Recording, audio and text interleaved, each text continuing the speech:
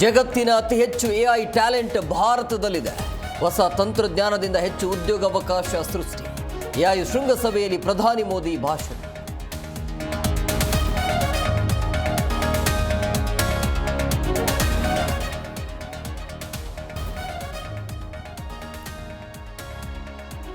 ಜಮ್ಮು ಕಾಶ್ಮೀರದ ಗಡಿಯಲ್ಲಿ ಐಇಡಿ ಸ್ಫೋಟದಿಂದ ಇಬ್ಬರು ಸೈನಿಕರು ಹುತಾತ್ಮ. ಸೇನಾ ಸಿಬ್ಬಂದಿ ಗಸ್ತು ತಿರುಗುವಾಗ ದುರಂತ.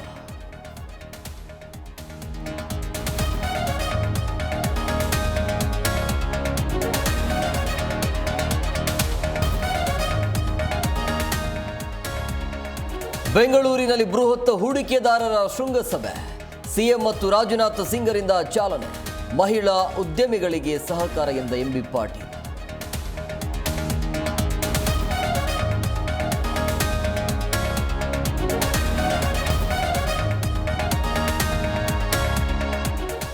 ಮೆಟ್ರೋ ಟಿಕೆಟ್ ದರ ಏರಿಕೆ ವಿರುದ್ಧ ಕಿಚ್ಚು. ರೇಟ್ ಹೆಚ್ಚಳ ಅಧಿಕಾರ ರಾಜ್ಯ ಸರ್ಕಾರಕ್ಕಿಲ್ಲ.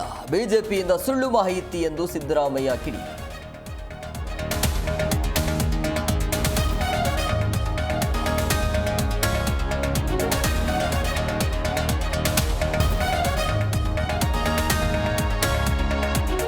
ಮಿನಿ ಬಸ್ ಟ್ರಕ್ ಡಿಕ್ಕಿಯಾಗಿ 7 ಸಾವು.